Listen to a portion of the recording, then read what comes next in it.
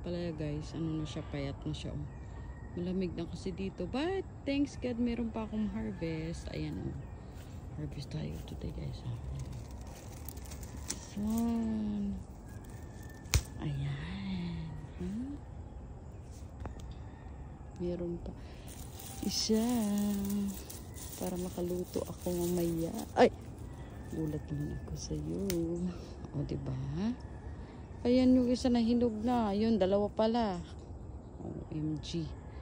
So, ito, maliit pa siya guys. O, huwag na muna ito. Ito, sayang naman oh. Tanggalin ko na lang ito para sa seeds. Para seeds next year. Ayan. Kasi baka mahulog na naman. Ayan. Ayan guys, oh. So, ayan. Para sa seeds ito next year. Thank you for watching, guys. You can follow me if you want. Thank you. Ayan. May dalawa pa siya sa sunod na araw. Kukunin ko yan siya. Ayan.